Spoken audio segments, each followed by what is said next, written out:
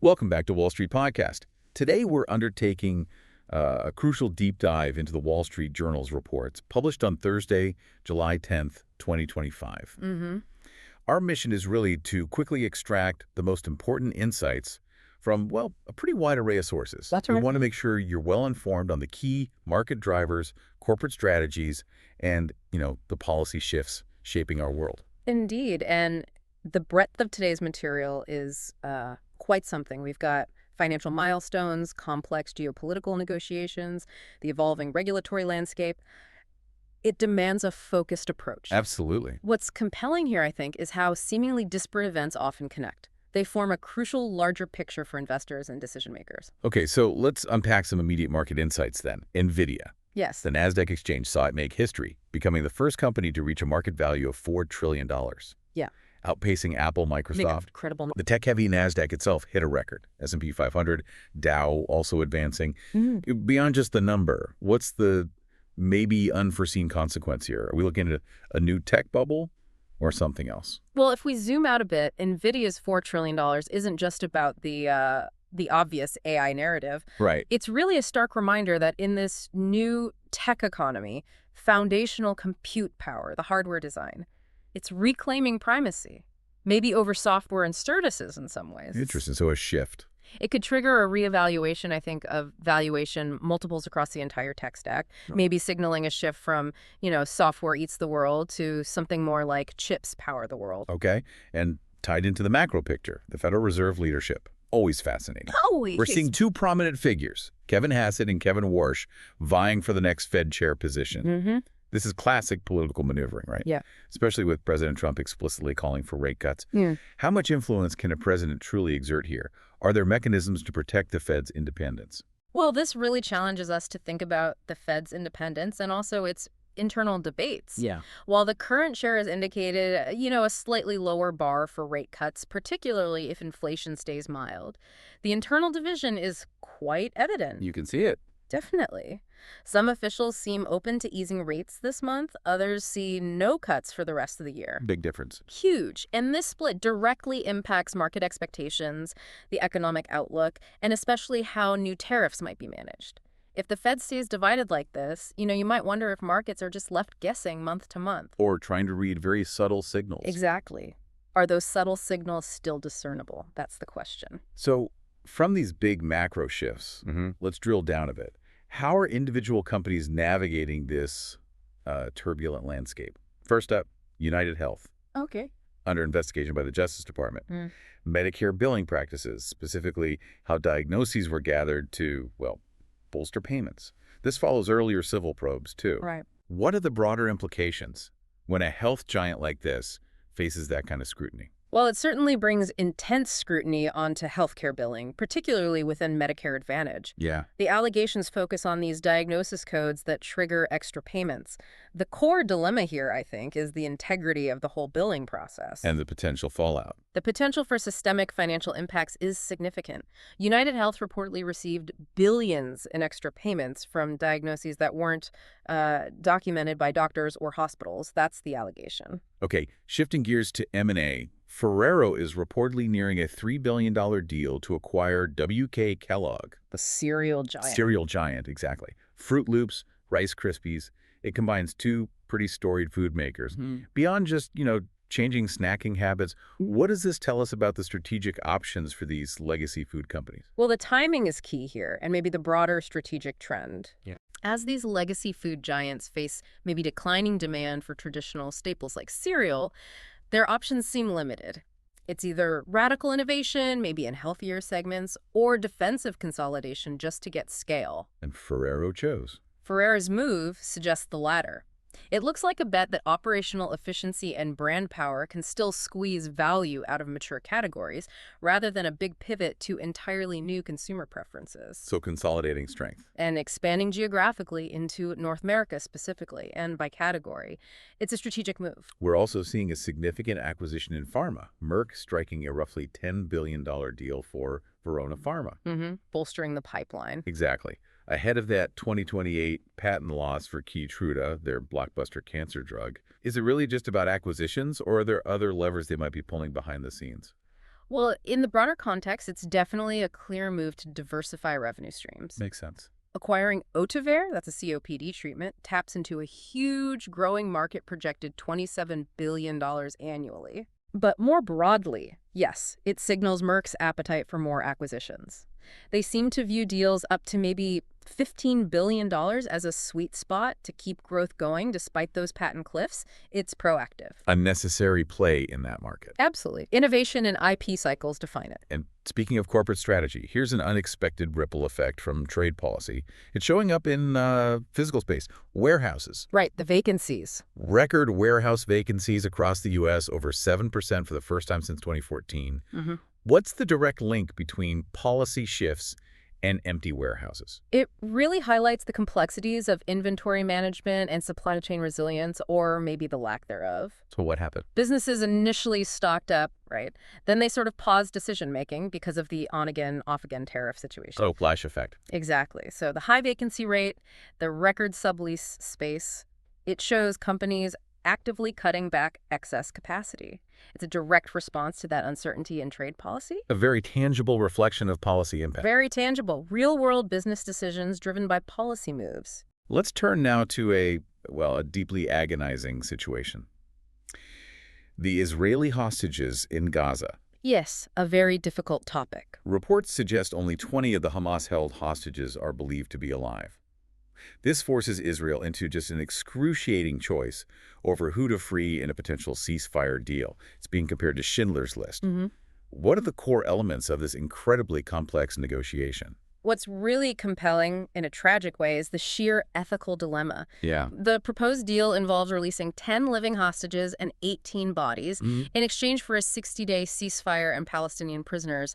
The challenge is just immense. And the criteria have shifted. Right. Priority was previously given to civilians, children, the elderly. Now all the remaining living hostages are men. That must create incredible pressure. It's created deep despair among the families, many insisting on an all-at-once release. It just underscores the profound human cost and the intense pressure on the negotiators here. A terrible humanitarian crisis. Switching to a very different but also significant domestic issue, measles. Yes, back in the headlines. Cases in the U.S. have hit a 3-decade high. Over 1,200 cases in less than 7 months, the biggest yearly total since 1992. And this is happening amid declining vaccination rates. It is. What does this public health setback tell us about maybe the broader landscape of public trust in policy? Well, putting it into perspective, it's a pretty stark warning. It shows how quickly public health progress can erode. Even with high overall immunity. Exactly. Despite high herd immunity from past efforts, these declining rates are creating vulnerable pockets. It's raising real concerns about the U.S.'s measles elimination status. And the trust issue. This situation really underscores how public skepticism towards health officials, sometimes fueled by certain voices, can significantly impact collective well-being. It challenges established public health norms. Finally, under this section, the disturbing revelations from Syria's Saydnaya prison. A truly horrific story. After the regime's collapse, the facility known as a death factory is giving up its secrets. Details of systematic torture, mass killings.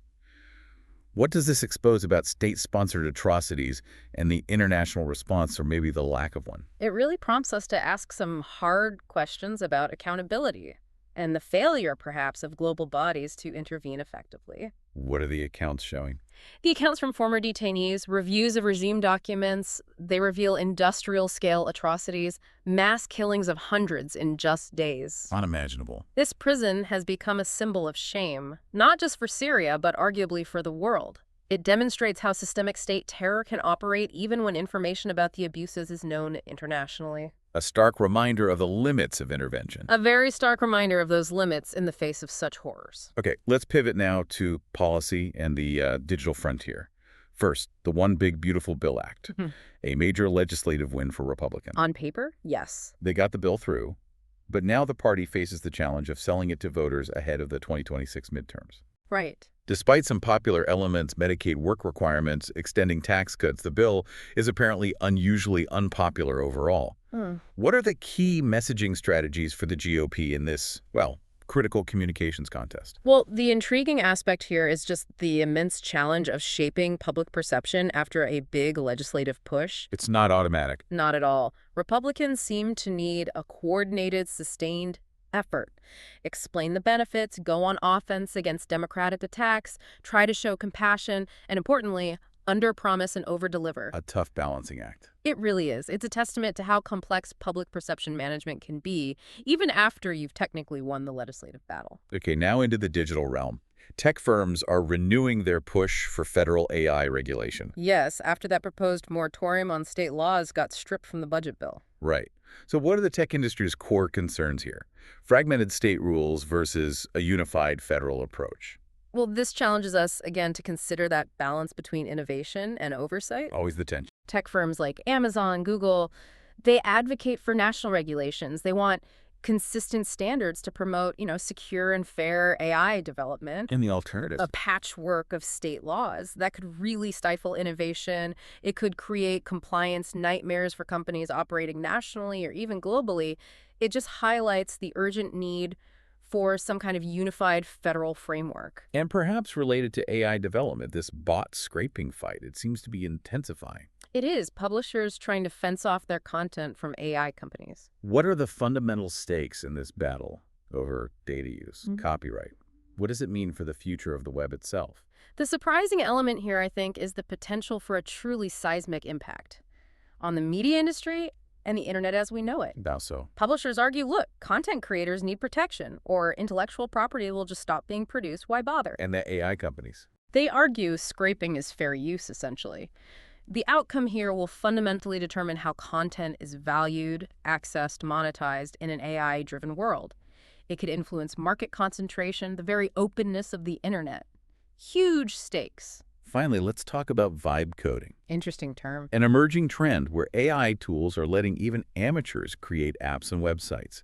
And professional developers are now adopting this too, speeding up app conception, delivery. Significantly, yeah. What does this mean for the future of software engineering roles? Is the human engineer becoming obsolete? Well, this prompts us to ask that important question about the future of work in tech.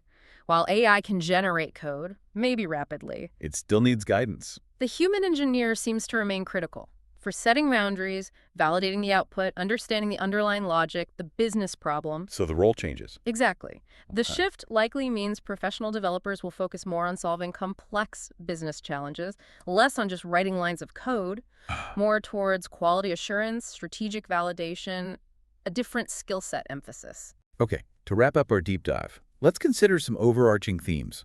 We've prepared a few questions based on today's reports. Sounds good. First, concerning the macro landscape, monetary policy.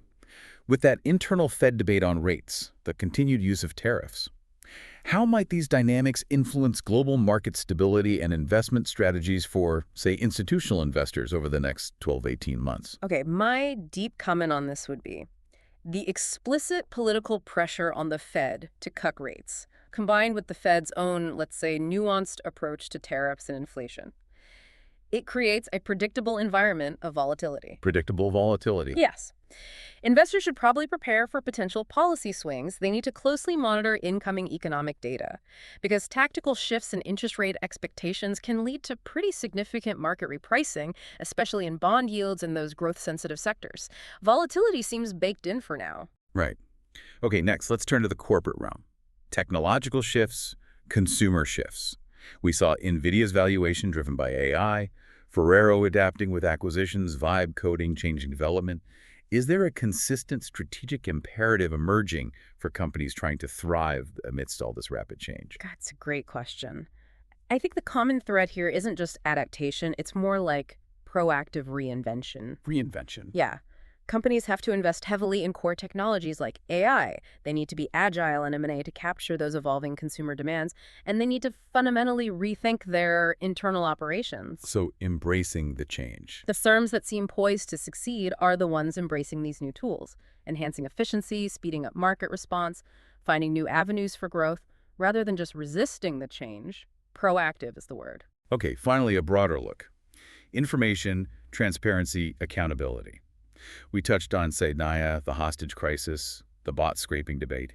From these tragic revelations in geopolitical crises to battles over data and even scrutiny of institutions. What does this collection of stories reveal about the challenges of managing information, ensuring accountability, and preserving trust today?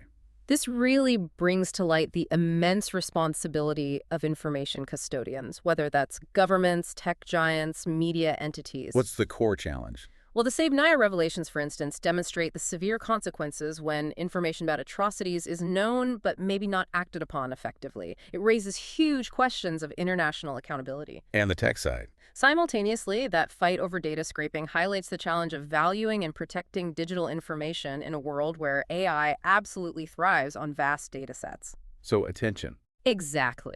Both scenarios underscore this growing tension between the free flow of information and the critical need for ethical governance, robust oversight, all to maintain public trust and prevent exploitation in this era of overload and tension.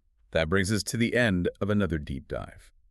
We hope this curated overview from the Wall Street Journal's July 10th edition has provided you with some valuable insights and maybe provoked some further thought. And remember, staying informed isn't just about consuming the news headlines. It's about understanding the underlying currents, connecting the dots. We really encourage you to reflect on how these developments might impact your own strategies and perspectives. Thank you for joining us for this deep dive. We look forward to our next session.